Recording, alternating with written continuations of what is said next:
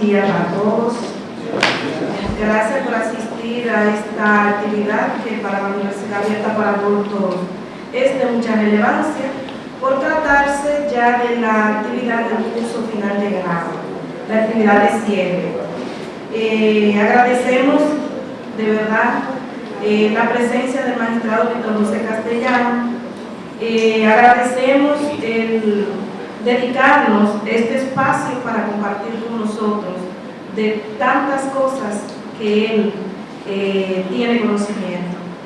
Para mí es un honor presentar una breve semblanza, porque hablar del magistrado Víctor José Castellano llevaría mucho tiempo, pero de manera concentrada.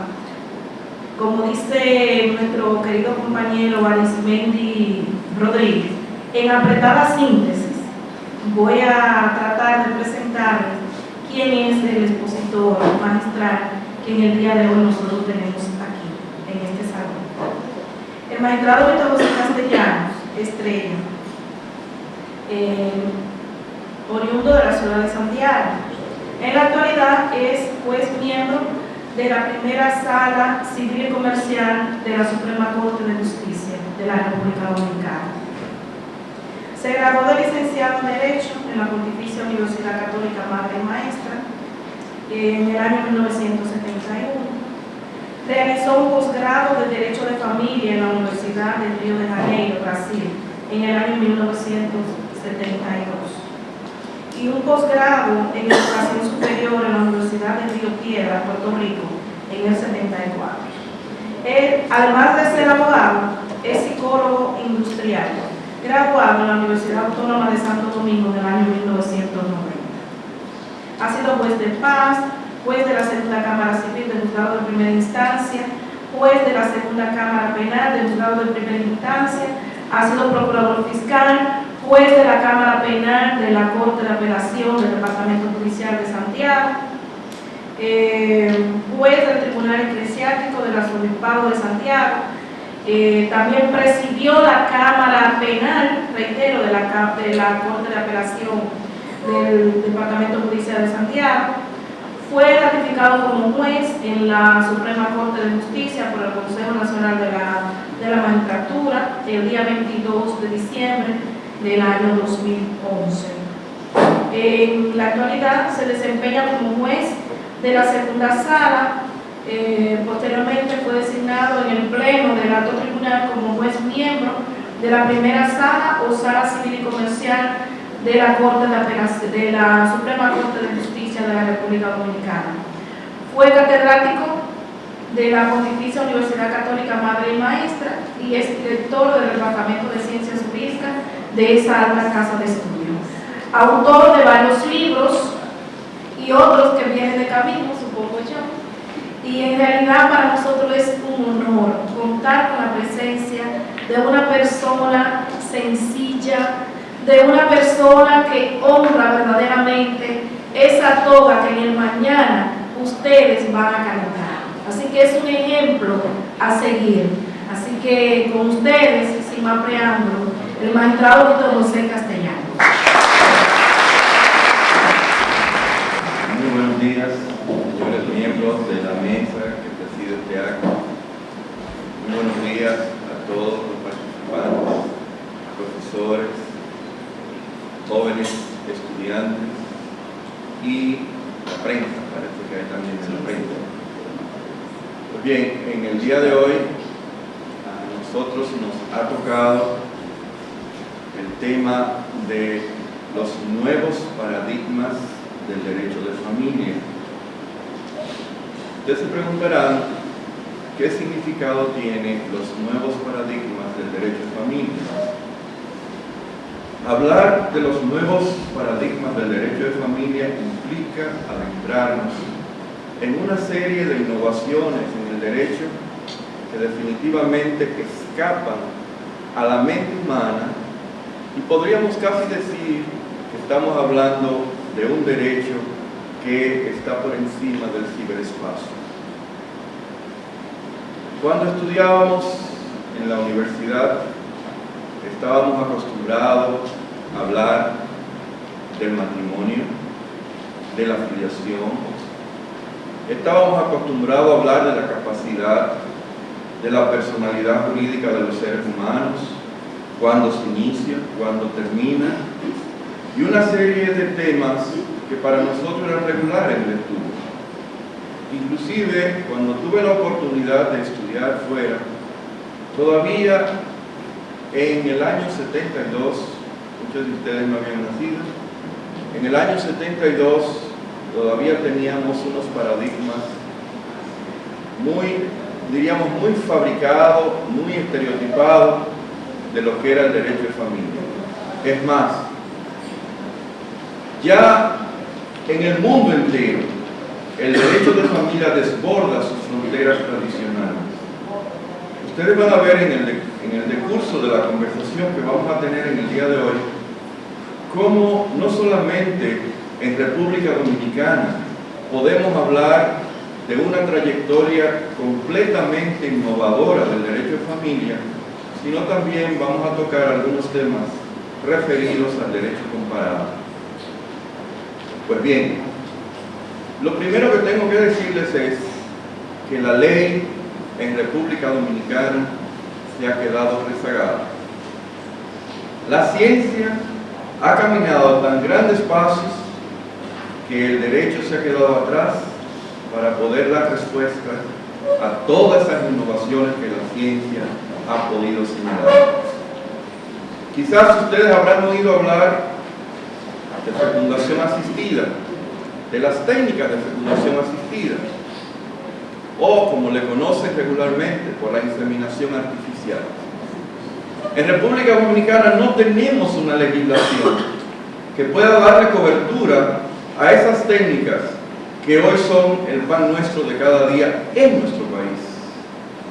Si yo les señalo que en República Dominicana hay alrededor de 5.000 niños nacidos a través de las técnicas de fecundación médicamente asistida. Pero además, tradicionalmente estábamos acostumbrados que en el matrimonio había una relación íntima entre un hombre y una mujer.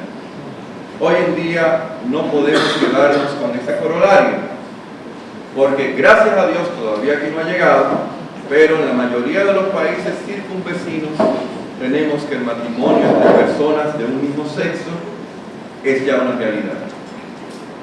Pero aún más, estamos acostumbrados a que la relación íntima para procrear una criatura se realiza en la intimidad del hogar, se realiza en la intimidad posiblemente de una habitación entre dos personas. Hoy en día no podemos hablar de una intimidad para procrear. Como ustedes lo van a ver dentro de un momento, en la fecundación médicamente asistida intervienen médicos, enfermeras, donador de óvulos si hay que donar, donador de esperma. Es decir, que cuando en principio hablábamos de dos personas en la intimidad, hoy en día podemos hablar de 10 o 15 personas para procrear una criatura. Sin duda, estamos ante un derecho completamente modernísimo que, repito, ha escapado a la legislación de la mayoría de los países. Voy a comenzar hablándoles a ustedes entonces de las distintas instituciones que a mi modo de ver forman un nuevo paradigma en el derecho, no solamente de República Dominicana, sino en el mundo del derecho de familia. En primer lugar, tenemos el caso del matrimonio entre personas de un mismo sexo. En Francia, antes de la aprobación del matrimonio entre personas de un mismo sexo, en Francia teníamos una institución que le llamaban los franceses el PACS o los PACS, Pactos Civiles de Solidaridad. Esto era una especie de contrato entre dos personas, posiblemente de un mismo sexo, donde no equivalía al matrimonio, sino que sencillamente regulaba sus relaciones, sobre todo sus relaciones económicas. Recuerden, los pactos civiles de solidaridad. Hoy en día esos pactos civiles de solidaridad en Francia han dejado de tener mucha importancia porque ya en Francia se aprobó el matrimonio entre personas de un mismo sexo. Sin dudas que el matrimonio entre dos personas del mismo sexo desde el punto de vista del derecho es extremadamente peligroso. Pero si bien es cierto que es extremadamente peligroso para el derecho y para la relación entre dos personas de un mismo sexo, no es menos cierto que desde el punto de vista de la progenitura, de los hijos, la situación es peor. Por ejemplo, si yo tomo un poco de la descendencia de dos personas de un mismo sexo, me preocupa como psicólogo cuál es la relación que van a tener los padres o los pseudopadres con esas criaturas. En primer lugar, algo tan sencillo. Van a la escuela cuando están en la edad de la escuela. Los compañeros les preguntarán: ¿quién es tu mamá? ¿Quién es tu papá? Y resulta ser que la mamá o el papá se confunden. ¿Son dos hombres o son dos mujeres? Ahí comienza el drama psicológico del individuo. Porque entre nosotros se ha estudiado siempre que el niño tiene una trayectoria psicológica muy importante. Alrededor de los 5 años o 6 años, si bien es cierto que en el principio, desde que nace, está el complejo de Edipo, donde la hembra se enamora de su padre, y el complejo de Electra, donde el varón se enamora de su madre, hasta los 5 años, entonces viene un cambio trascendental en la persona, y es que viene el proceso de identificación con la persona de su sexo. Nos preguntamos, ¿cómo un varón se va a identificar con su padre del mismo sexo? Pero los dos son iguales. ¿Cómo se va a identificar la madre con una persona en que la madre son del mismo sexo y resulta ser que el muchacho no tiene disyuntiva para establecer ese proceso de identificación? Lo que significa que en un futuro podríamos tener problemas de taras personales en las descendencias de personas del mismo sexo. De igual manera, no estoy de acuerdo con la adopción o el procedimiento de adopción adoptado por dos personas del mismo sexo. Por lo que le acabo de señalar, la adopción significa un proceso de identificación donde no existe la mínima posibilidad de identificarse ni con su padre ni identificarse con su madre. Por consiguiente, independientemente de los problemas que le pueda presentar a su descendencia, no es menos cierto también que tendrá una gran repercusión en el derecho, una gran repercusión social. En el derecho, dos personas del mismo sexo, ¿qué hay? ¿Una comunidad legal de bienes? ¿Qué hay? ¿Una separación legal de bienes? ¿Qué régimen económico puede subsistir entre esas dos personas de un mismo sexo? Y más aún, no solamente en cuanto al régimen económico de los dos, sino también el aspecto social. Recientemente a mí me impactó mucho con la llegada del nuevo embajador americano. Según los decires, es un defensor de las políticas de los homosexuales. Y él presentó a una persona como su esposa. Quizás nosotros, una islita pequeña pero con dignidad, no estamos acostumbrados a esa forma de presentación social. O sea, en síntesis, porque no puedo pasarme del tiempo, en síntesis, ahí tenemos un gran paradigma en el derecho de familia, el matrimonio entre dos personas del mismo sexo.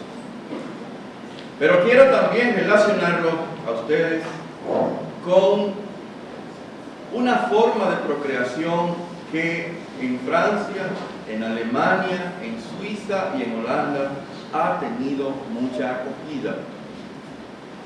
Son los llamados partos escondidos, o si usted quiere, los llamados partos X. ¿Qué significan esos partos X? En Francia existe la posibilidad de que una mujer pueda tener un hijo y ese hijo tenga que declararlo ante el registro civil.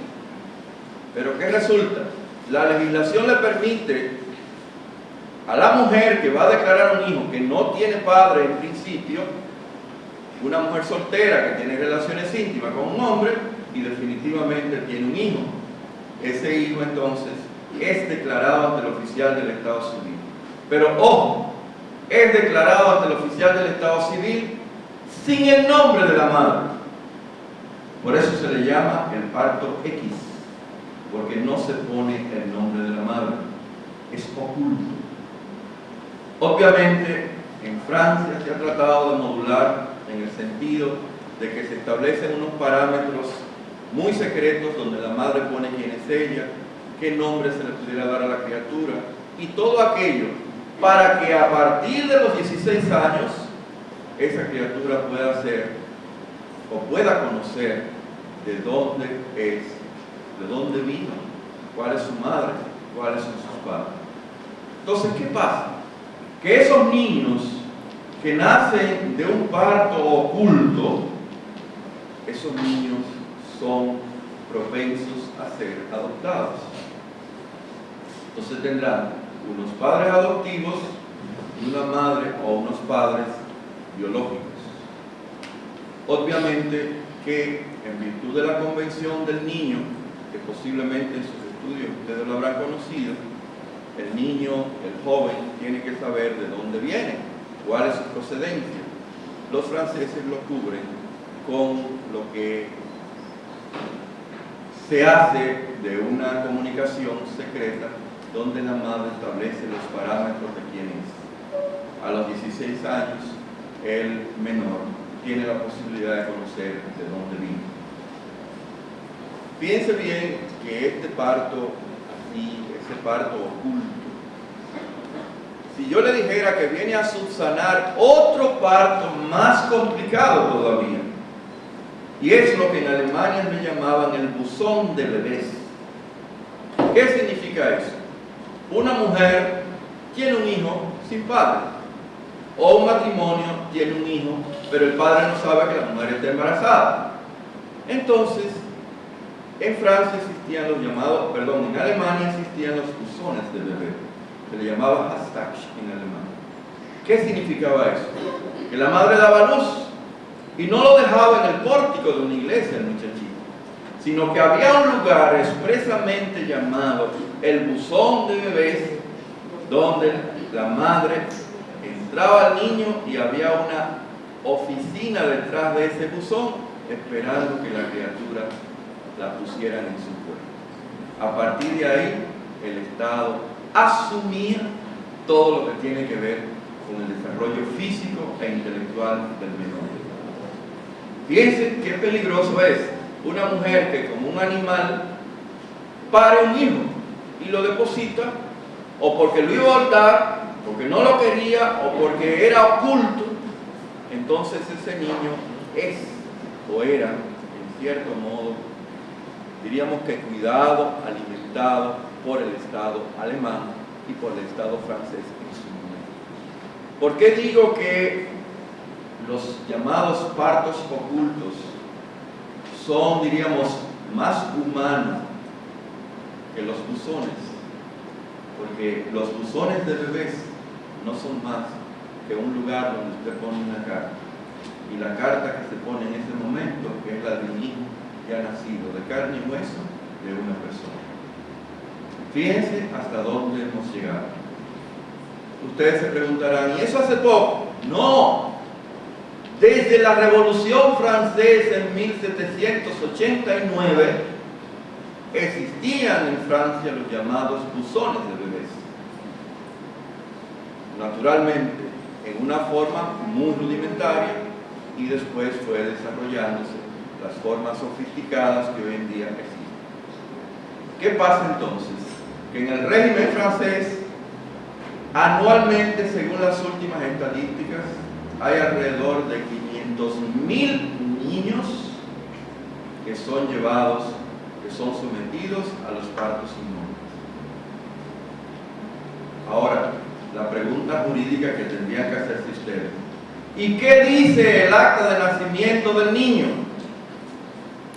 Puede ser que la madre en su comunicación dijera, póngale tal nombre, pero como es oculto el nombre de ella, por eso se llaman los partos X, porque en el acta de nacimiento decía el nombre del bebé y los declarantes, la madre, se le ponía una X. Piensen qué deshumanización existe en el derecho europeo. Y no le estoy hablando del siglo pasado, les estoy hablando de hoy. Existen en Francia los llamados partos ocultos, en Alemania, en Suiza y otros países de Europa. Dicen muchos que vino a ser la panacea contra el aborto. Una mujer no quiere tener un niño, o la familia no quiere tener un niño, no lo mata, pero lo deposita como una cosa cualquiera para que el Estado los críe. Algunos dicen que definitivamente vino a subsanar un poco la cuestión del aborto, pero resulta que de acuerdo a las estadísticas, actualmente el número de abortos, como se ha aprobado en la ley francesa, la ley española, la ley alemana y la ley holandesa, el aborto, entonces resulta ser que el aborto ha subido en estadísticas y ha bajado entre los partos ocultos. Ya la gente no lo oculta, sino no quiere que llegue a término y sencillamente lo aborta antes de llegar. O sea, fíjense qué paradigma más negativo tenemos. Obviamente eso no lo conocemos en República Dominicana. No tenemos hasta ahora el parto oculto. No sé si en el futuro se pudiera presentar.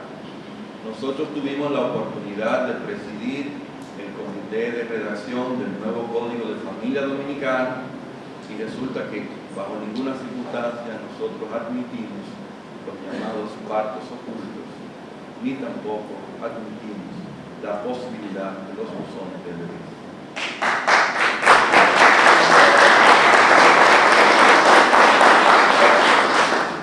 Bien, ahora voy a tratar de otro tema que me he referido para que vean ustedes el panorama, el firmamento del derecho de familia en este tiempo. Y es, no ahora con el matrimonio que les voy a hablar, no es sencillamente con toda la relación que tiene que haber entre un hombre y una mujer, sino quiero de una manera muy esquematizada hablar de la descendencia. Y voy a hablar de la descendencia en algunos aspectos: técnicas de fecundación asistida, el nacimiento de post-mortem, el alquiler de vientre y otras cosas más que son también nuevos paradigmas en el derecho de familia. Se preguntarán ustedes, ¿sí, cuáles son las técnicas de fecundación asistida? Debo adentrarme necesariamente, para que ustedes lo comprendan, debo adentrarme un poco en la parte médica y señalarles que de una manera incorrecta en República Dominicana utilizamos el término "este niño nació por inseminación artificial". Eso no es correcto, porque la inseminación artificial es una modalidad de las técnicas de fecundación asistida. Hay una modalidad que es in vitro y hay una modalidad que es inseminación artificial. In vitro porque la criatura se forma con el espermatozoide y el óvulo en un tubo de ensayo, mientras que cuando se trata de la inseminación artificial es que el médico fecunda extracorpóreo una criatura y luego se le inocula en las partes íntimas de la mujer para que dure 9 meses. Piensen qué drama existe hoy en República Dominicana. tenemos absolutamente ninguna legislación para regular la fecundación asistida. Y como les dije al principio, tenemos alrededor de 5.000 niños nacidos bajo estas formas de fecundación. Fíjense el gran problema que existe en República Dominicana. Por ejemplo, como ya ustedes son de término, habrán dado el contrato o los contratos. Yo le pongo un ejemplo. Cuando dos personas quieren salir, la mujer embarazada y va a un médico para que le practique técnicas de fecundación, necesariamente tiene que haber un contrato entre el médico y los pacientes. ¿Qué clase de contrato estamos hablando? ¿Qué clase de contrato estamos hablando? Están los elementos constitutivos del contrato. Bueno, están las partes. Posiblemente no hay violencia. Posiblemente hay un objeto y hay una causa. Tener un niño. Pero ¿qué resulta? Que la legislación dominicana dice: no existe la posibilidad de formular un contrato en República Dominicana cuando el objeto está en contra del orden público y las buenas costumbres. Ese es uno. Además, en los contratos solamente es posible que el objeto del contrato sea definitivamente una causa o un objeto que está en el comercio. Pregúntense ustedes, dar vida está en el comercio. Pero te dirán: ¿y entonces tenemos tantos niños nacidos así? Sí, tenemos tantos niños nacidos. Y nadie impugna. ¿Por qué razón? Porque posiblemente los niños son nacidos bajo el panorama privado de dos personas que tienen un anhelo de tener hijos. Pero no les extrañe que en el futuro muy cercano tengamos algunos casos que tengan que ver con la sucesión de sus padres. Hasta dónde esos hijos nacidos en esas condiciones existe la posibilidad de tenerlos como herederos. Pero además de estas técnicas se dividen a su vez en dos cosas. Una fecundación homóloga, que significa que es con el líquido seminal del esposo de la mujer casada. Oiga bien, con el líquido seminal del esposo de la mujer casada o la unida consensualmente. Y la heteróloga, oigan bien, es cuando el semen es de un tercero que no es ni el marido ni es el unido consensualmente. O sea, ahí hay unos grandes problemas, sobre todo para el pensamiento machista dominicano. El hombre dominicano: bueno, yo quiero tener un hijo, pero tú no lo puedes tener porque los espermatozoides tuyos son sumamente lentos y no llegan a tiempo. Ok, entonces, si yo decido utilizar el semen de otro hombre, es el semen de un tercero que no es el tuyo. ¿Admite el hombre dominicano esa circunstancia? ¿Hasta dónde podríamos hablar si tuviera todavía la figura diríamos que ¿cómo se llama? El incesto, por ejemplo? Oye, y si esa figura que van a hacer están unidos por lazos de familia, donde definitivamente podríamos hablar de un hijo incestuoso, ahí tienen ustedes otro problema que tiene que ver pura y sencillamente con el espermatozoide del hombre. Pero, por ejemplo, habría que preguntarse también en el caso de la mujer. La mujer no puede ovular, tiene problemas de ovulación. Por consiguiente, como tiene problemas de ovulación, no puede concebir. Bueno, resulta entonces que como ella no puede concebir, yo voy a utilizar el óvulo de una tercera mujer para que con ese óvulo y el esperma del marido salga una criatura. Pero ¿de quién es hijo ese muchacho? ¿De quién? Nosotros seguimos aquí la trayectoria del hijo biológico. Habría que preguntarse, cuando se muestre el ADN, que quiera viajar a los Estados Unidos, pero resulta que el ADN suyo es de un hombre diferente al de su padre, que el ADN suyo es diferente al lóbulo de su madre. Y ahí hay un gran problema para un niño viajar en el futuro. Sin embargo, en aras de la ciencia, pues definitivamente nosotros tenemos que rendirnos. Pero ¿qué pasa? El legislador no lo alcanza. El legislador dominicano no alcanza a legislar para proteger esas circunstancias. No sabemos qué pasa ahí. Ustedes saben la cantidad de problemas que hay ahí, partiendo de una cosa sencilla. ¿Ustedes saben cuál es el contrato que elabora el médico a los fines de fecundación? Un formulario de esos que hacen impreso. Si quiere la fecundación, usted lo firma. Si usted no lo firma, no tiene la fecundación. Es decir, ahí no hay una discusión. Ahí no hay lo que en derecho hoy en día se llama el consentimiento informado. Oiga, y si de esa esperma que usted trae de ese hombre o ese óvulo de esa mujer, hay problemas de taras hereditarias.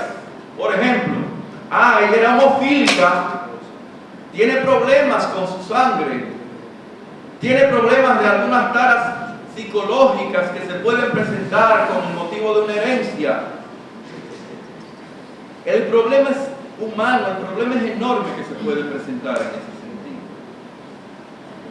Pero además de estas formas de fecundación, heteróloga, homóloga, habría que preguntarse también el caso de los niños que nacen de dos personas, o que su padre ha fallecido y su madre está viva, o que definitivamente ha quedado invalidado para procrear. ¿Me explico? Es lo que llaman fecundación post-mortem, fecundación después de la muerte. ¿Qué significa eso? Significa que dos personas casadas, o no casadas, unidas consensualmente, no utilizo el término que estamos acostumbrados entre nosotros con las uniones consensuales. Piense bien que yo digo uniones consensuales. Son dos personas que están unidas con singularidad, son dos personas que están unidas por un tiempo de afectividad, y no utilizo el término concubinato. A mi modo de ver, personalmente considero que las uniones consensuales son un término y el concubinato es un término peyorativo. ¿Por qué razón? Porque yo entiendo el concubinato de un hombre que tiene varias esposas, varias mujeres, o una mujer que tiene varios hombres. Mientras que las uniones consensuales, mori uxorio, como dicen los franceses, son aquellas en que son unidos dos personas, ellos dos, sin una tercera persona. Bien, entonces, ¿qué pasa yéndonos también en relación a estas otras figuras que tienen que ver con la descendencia? Es el caso de la fecundación post-mortem. ¿Cómo se ejecuta la fecundación post-mortem y las implicaciones que tiene en el derecho dominicano? Les traigo, por ejemplo, que se hace aquí, pero es una reminiscencia del derecho francés. Dos personas unidas o dos personas casadas, el hombre está en peligro de muerte, deposita su semen en un banco de semen que existe fuera de aquí, existe aquí, como si fuera a donar sangre. Eso es peligroso también, porque aquellas personas bebedoras dicen, bueno, yo no tengo sangre que donar, pero yo puedo donar semen, yo soy un hombre con unas condiciones excepcionales, de todas formas, entonces yo voy a donar mi semen y le pago por ese semen. Pero, de acuerdo a la ley extranjera, República Dominicana no existe, el semen solamente podría ser donado, dado, un contrato dado, y un óvulo tiene que ser dado, no puede ser vendido. Entonces el hombre, volviendo a la fecundación post-mortem, el hombre deposita su semen en un banco de semen. En razón de que tenía una enfermedad terminal, posiblemente muere. Y al morir, no es existe posibilidad de que la mujer quede embarazada porque se murió el hombre. Y resulta ser que ese muerto, de acuerdo a lo que hemos estudiado hasta ahora, el hecho de morir significa el fin de su personalidad jurídica. Ya, definitivamente es el fin de su personalidad jurídica. Aunque algunos autores pretenden señalar que la personalidad jurídica no termina con la muerte, sino que termina cuando la sucesión sea disuelta. Porque todavía el sentido, el interés, la intención del fallecido está manifiesta en las formas de distribuir la sucesión. Algunos autores lo pretenden señalar así. Como también algunos autores, como en el caso mío, y perdón por señalarlo, soy de los que considera que la naturaleza también tiene personalidad jurídica, pero una personalidad jurídica con unas condiciones excepcionales. Merecen derecho, merecen protección. La Constitución de Ecuador, precisamente en su Constitución, es el primero de los países que establece la protección de la personalidad jurídica de la naturaleza. Es un tema para los que no han hecho tesis muy importante y quizás muy novedoso para el derecho dominicano. Bien, pero volviendo a la post-mortem, el hombre deposita su semen, la mujer, como está viva, ella pide que le permitan ser inseminada con el semen de su marido fallecido. Bueno, si se autoriza, ni modo. Pero mi pregunta es la siguiente: ¿ha sido autorizado por el muerto, obviamente antes de morir, que ese semen sea utilizado por ella después de muerto? ¿Podrían los familiares del fallecido posteriormente establecer alguna acción en contradicción de esa filiación o en contestación de esa filiación?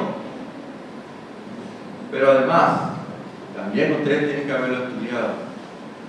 Ese niño, nacido de la fecundación post-mortem, se le aplica el artículo 312 del Código Civil, la presunción de paternidad. Cuando dice el artículo 312, se reputa hijo del marido todo hijo nacido en el matrimonio. Sin discusión, aunque sea del comerciante de la esquina, hay una vuelta floja. Ese hijo, al nacer en el matrimonio, se considera hijo de ese marido. Entonces la pregunta es, en una fecundación post-mortem, ¿estaría cubierta la presunción del artículo 312 del Código Civil? Miren, muy particular opinión. A mi modo de ver, el artículo 312 del Código Civil Dominicano hace tiempo que para mí particularmente perdió toda su eficacia, porque ya con el ADN te resuelve el problema sin basarnos en una presunción. Con el ADN te dicen 99.9, usted es hijo de este o no es hijo de este. Entonces, en esas circunstancias, habría que preguntarse también, ¿cuál es el contrato que hay para que un niño nazca en esa condición? ¿Qué contrato hay entre el donante del semen y el banco de semen? Les voy a poner un ejemplo que quizás ustedes no conocen. En Estados Unidos, cuando tuvimos la oportunidad de hacer unos estudios en Estados Unidos, se nos presentó un caso. Un par de millonarios americanos, cuando hablamos de millonarios americanos, estamos hablando de moneda en inglés, que vale más que el peso dominicano. Esos millonarios depositaron su líquido espermático en un banco de semen y las mujeres respectivas, eran dos familias, depositaron el óvulo femenino en un banco de óvulos. Sí, estaban depositados por si acaso les pasaba algo. Y oh desgracia de la vida que los 12 matrimonios fallecieron en un accidente. ¿Y usted sabe cuál es el problema que existe en la legislación y en la justicia americana sobre eso? Que quienes están reclamando la herencia es los bancos que tienen el esperma y el óvulo. Ellos dicen, es que yo soy el que tiene los herederos aquí. Somos los que tenemos el heredero. Pero yo quiero plantearle lo siguiente. Desde el punto de vista de nuestros derechos, eso tiene sus inconvenientes. En primer lugar, el inicio de la vida. Hay muchas teorías sobre el inicio de la vida. Uno que nace en el momento de la concepción, ahí hay una criatura humana. Otro que hay que esperar los 14 días y otro que definitivamente es cuando empiecen las energías eléctricas del cerebro. Ahí hay tres formas de indicar en el momento en que una persona se considera como ser persona en ese sentido. Entonces, habría que preguntarse si esas dos empresas de banco tienen o no tienen a los herederos, cuando lo que hay es una expectativa de vida. Uno tiene el esperma y otro tiene el óvulo, pero ese óvulo no ha sido fecundado todavía, por consiguiente no hay un ser humano todavía. Hay una expectativa de vida de dos células sexuales que definitivamente no se ha producido, que es la unión de estas células para crear una nueva criatura. Por lo menos desde el punto de vista del derecho dominicano, eso tendría una solución en ese sentido, porque si bien es cierto que los bancos tienen sus líquidos sexuales, no es menos cierto que son expectativas de vida, porque no necesariamente se puede producir la conjunción del espermatozoide y del óvulo femenino. Pero está planteado ese asunto de que existe la posibilidad en Francia y muchos países europeos la posibilidad de que se haga una fecundación post-morte y que la filiación se pueda adquirir. Quizás ustedes se encuentran raro que yo mencione mucho el derecho francés. Por dos situaciones yo lo menciono. Es que nosotros hemos copiado el derecho francés. No es que hemos innovado, es una copia mal hecha del derecho francés. Y no hemos quedado en el 1800, pero no hemos avanzado con el derecho. Cuando ya los franceses están adelantados, nosotros todavía estamos muy rezagados. Pero aún más, en República Dominicana tenemos también los adelantos por encima del francés. Todavía el Código Civil francés habla de hijos naturales, de hijos legítimos, de hijos incestuosos. Hoy la legislación dominicana prohíbe el uso de términos discriminatorios. En un acta de nacimiento no puede decir hijo legítimo, hijo natural o hijo incestuoso, ni hijo adoptivo tampoco. Es más, también tenemos un cierto adelanto con relación a los franceses, que los franceses todavía tienen discriminación con el hijo incestuoso, como hereda. Y de acuerdo a la Constitución del 2010, en República Dominicana, todos los hijos tienen igual vocación sucesoral, hasta los hijos incestuosos.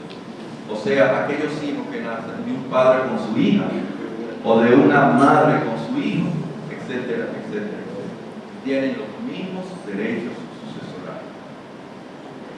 Bueno, me dicen cuando tengo que cortar. ¿Cuánto me queda? 15. Okay. Vamos ahora entonces, para proseguir con esas innovaciones o paradigmas nuevos del derecho de familia, lo que tiene que ver con, además de la fecundación post-mortem, tenemos también los vientres de alquiler. Miren, con relación a los vientres de alquiler, definitivamente el problema es bastante fuerte. ¿Qué significa eso? Significa que una mujer no produce los óvulos necesarios para poder procrear una criatura. O que una mujer, aún produciendo los óvulos, no tiene la posibilidad de sostener la criatura por 9 meses. Y entonces tiene que recurrir a un tercero, a una tercera, para que le sirva de receptáculo de esa criatura que está formada. Esa vientre de alquiler tendrá 9 meses y lo tendrá esa criatura hasta que se forme y la mujer pueda dar a luz. Entonces, ¿qué implicaciones jurídicas tiene el vientre de alquiler? Primero, el contrato. El contrato entre la mujer o los esposos con el vientre alquilado. ¿Cuál es el término del contrato? La causa es legítima. El objeto es cierto, es legítimo. Pero hay algo más que tiene implicaciones desde el punto de vista contractual, y es el siguiente. ¿Cuáles son los padres biológicos? ¿Cuáles son los padres verdaderos? ¿La madre gestante o la madre que dona su óvulo? ¿El padre que dona el esperma o la madre contractual? ¿Quién es su madre? ¿Quiénes son sus padres? Pero hay algo más. En el hipotético caso de que la mujer no produzca óvulo, el hombre tenga problemas con los espermatozoides y quieren tener hijos, se recurre entonces a una tercera mujer y a un tercer hombre para que donen el esperma y donen un óvulo. Se forma una criatura que no es de los dos padres que están alquilando un vientre.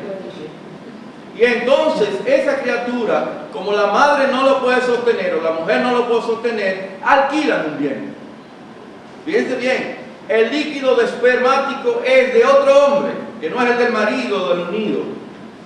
El óvulo no es de la mujer, ni siquiera de la que se le alquila el vientre, sino de terceras personas. Ahí se da el traste con la fundación biológica. No sabemos definitivamente de quién es el padre o quiénes son los padres de esa criatura. Pero habría que preguntarse, o pregúntense ustedes, ¿quiénes son los verdaderos padres? ¿El contrato prima sobre la realidad biológica o no? Eso quiere decir que la mujer que ha contratado se le daría la posibilidad de ser la verdadera madre por encima de la otra. Miren, nosotros acabamos de ver en Estados Unidos algo que me causó gran estupor. Revistas especializadas donde había los siguientes anuncios: alquilamos vientres con las siguientes características: mujer joven, no enferma, esto y lo otro. Es decir, hay anuncios para alquilar vientres. Ojalá que, como estamos tan deseosos de ganar dinero, las mujeres no le cojan con alquilar vientre en el periódico, porque ahí sí es verdad que llegamos al colmo del colmo. Pero en Estados Unidos es posible que usted encuentre en revistas especializadas la promoción de vientres alquilados o de vientres para ser alquilados. O sea que definitivamente, fíjense, en esta última figura del derecho de familia se pone en duda la filiación biológica, se pone en duda quiénes son los padres, y yo le he llamado eso a una adopción prenatal. ¿Por qué le llamo una adopción prenatal?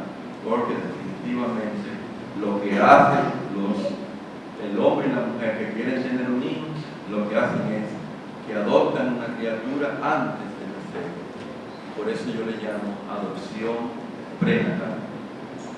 Por último, para que no se cansen, yo voy a tratar someramente dos figuras del derecho que son muy importantes. Una primera es las células madres. Hoy se comercializa con las células madres.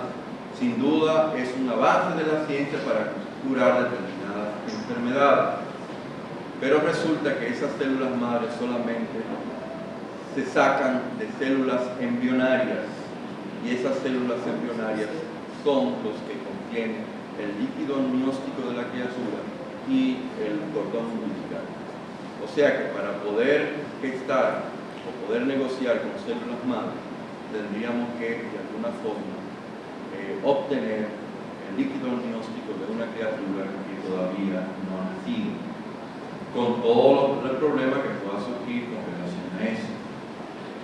O sea que hoy se comercializa en República Dominicana las células madres y sirven para cuidar determinadas enfermedades. Es más, existen bancos en República Dominicana donde el niño nace y los padres lo que hacen es que todo lo que es el cordón umbilical lo depositan en ese banco.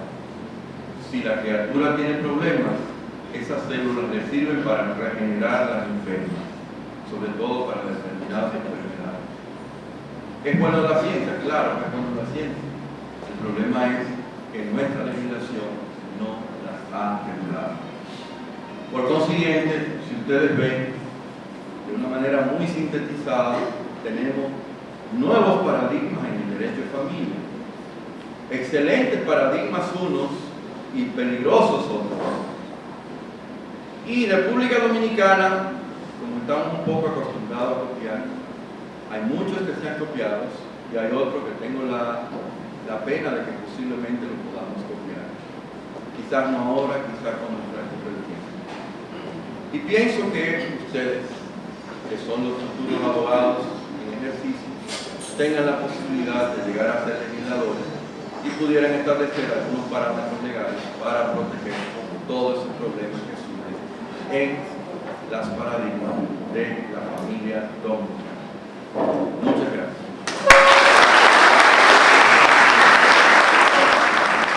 Vamos entonces a hacer una pequeña sección de preguntas y respuestas. Desde luego, yo particularmente veo que la exposición ha sido tan completa, tan interesante,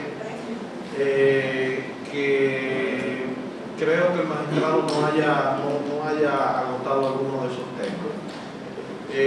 Yo le voy a dar la palabra a algunos de ustedes, pero hay algo que me inquieta, y me perdona, magistrado, que sea yo que inicie. Parece ser que la humanidad,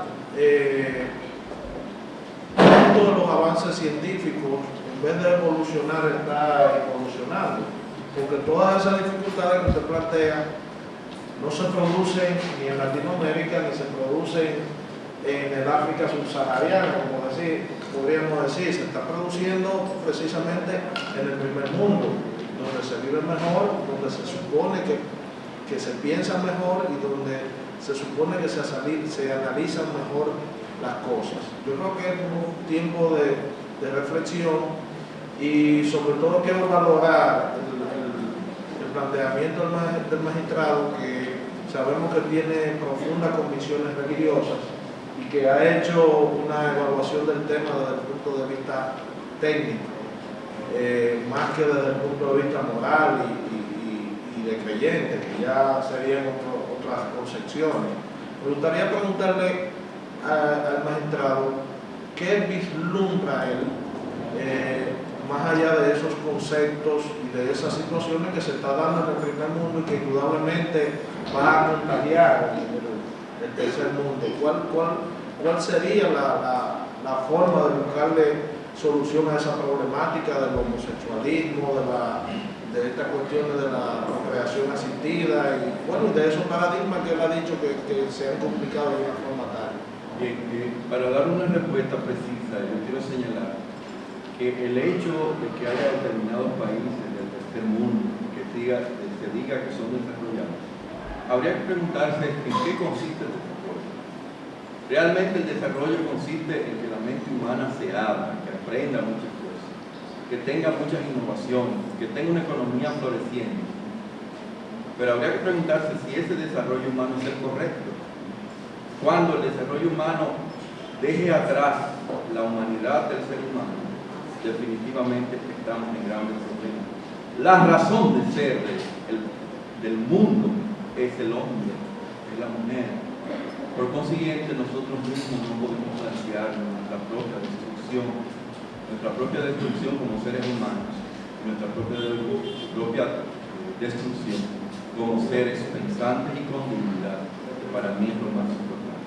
O sea que definitivamente el hecho de que sean los países desarrollados, como usted señala, yo creo que el desarrollo habría que interpretar si es el verdadero desarrollo es el que queremos o si es un desarrollo humanista el que deseamos.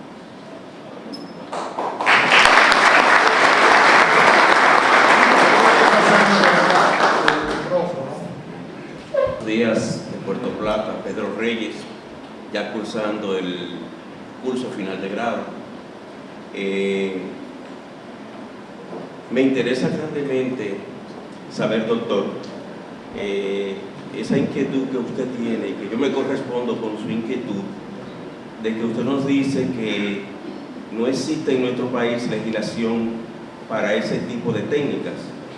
Nosotros, como estudiantes de Derecho ya de término, ¿cuál sería su consejo hacia nosotros para que nosotros podamos lograr esa legislación? Y que tenga innovación. Ahora, ¿qué pasa? que nosotros no estamos resolviendo con la cantidad de niños fecundados bajo estas técnicas, no estamos manejando con el derecho que tenemos, el derecho de filiación que tenemos, artículo 312 del Código Civil, el Código de Niño, Niña, Adolescente, etcétera, etcétera, etcétera. Es decir, que con la legislación actual es que estamos dando solución a los avances de la ciencia. Pienso que en un futuro cercano el legislador tendrá que decidirse a regular todo eso, porque se están cometiendo muchas arbitrariedades. ¿Han visto ustedes en los periódicos que hay mujeres que tienen 3, 4, 5 hijos sin quererlos, sin poder tenerlos? Entonces, ¿qué pasa? Que posiblemente han sido o han utilizado técnicas de fecundación y en vez de fecundar un solo óvulo se han fecundado 2 o 3. Ahí es un hijo, usted no lo esperaba un hijo, resulta que han nacido 5. Entonces, ese es un gran problema humano que hay por el medio, porque esos niños van a nacer en unas condiciones que no son las mejores. Ya que definitivamente hoy en día, por eso le dije al principio, la ciencia va a pasos agigantados y la legislación está muy lenta. Por eso digo, ojalá muchos de ustedes puedan llegar a ser legisladores y puedan actualizar lo que hoy en día nos hace tanto falta. Magistrado, usted, por ejemplo, usted dice que usted está participando en la nueva ley de familia. La pregunta es, ¿ustedes están visualizando que no sea un juez de paz, pero un juez, por ejemplo, de primera instancia de niños y menores, que maneje la ley de familia? Es decir, que sea un juzgado especial. Ciertas cosas de familia, no todas. Ahora, el juzgado de primera instancia, como usted dice, va a tener y tiene hoy en día todo lo que es de gran importancia dentro del derecho de familia, los juzgados de primera instancia, pero estableciendo en el código, en el proyecto de código, se está estableciendo unos tribunales especializados de familia, se llaman tribunales de familia, niñez y adolescencia, donde van a dirimir todos los conflictos que se puedan presentar en ese entorno familiar. Obviamente, el código también plantea una serie de procedimientos unificados, de manera que no haya una gran dispersión de procedimientos para llevar a cabo las distintas acciones, sea declaración de Estado, sea constitución de Estado, como quiera. Se trata de unificar los procedimientos. Inclusive, una cosa novedosa que tiene el código y que está durmiendo el sueño eterno del Congreso es que estamos acostumbrados que cuando un hombre va a reconocer un hijo tiene que ir al oficialato del Estado Civil, pero si el hombre se niega, definitivamente el niño queda sin padre, ellos el padre desconocido. El código plantea lo siguiente, es una innovación, y es que la mujer tiene la posibilidad de declarar quién es el presunto padre. Ustedes preguntarán, ¿y si se equivoca? Si se equivoca, el presunto padre tiene el derecho a demandar en daño y perjuicio a la mujer que se ha equivocado.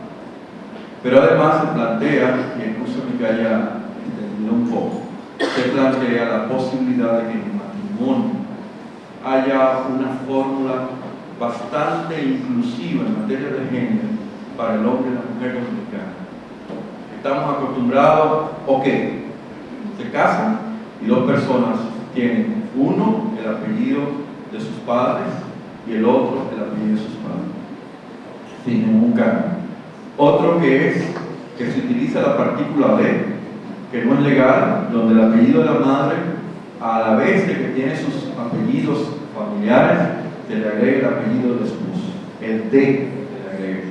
Yo particularmente creo que eso es una reminiscencia de la pertenencia de la mujer al hombre como tal, porque considero que debe ser abolido. Y otra fórmula que se establece, que tiene que establecerse en el momento en que se realiza el contrato de matrimonio, es que los esposos decidan cuál apellido va a ser el primero, el del hombre seguido del de la mujer, o el de la mujer seguido del del hombre. Por su brillante ponencia. La pregunta es la siguiente: en la siguiente casuística, por ejemplo, 2 estadounidenses que deciden optar con una dominicana para que le preste el vientre. En ese caso, ya en materia de nacionalidad, ¿entiende usted que esa criatura, por jus sanguinis, se le podría atribuir la nacionalidad dominicana o no? Le diríamos la relación biológica con la criatura que nace en esas circunstancias. Es decir, planteo, si los dos estadounidenses donan el esperma y el óvulo y lo alquilan un vientre de una mujer dominicana, habría una mayor expectativa de una relación biológica porque definitivamente el ADN les va a dar el ADN de sus padres verdaderos. Ahí lo que habría que ver es qué prima más.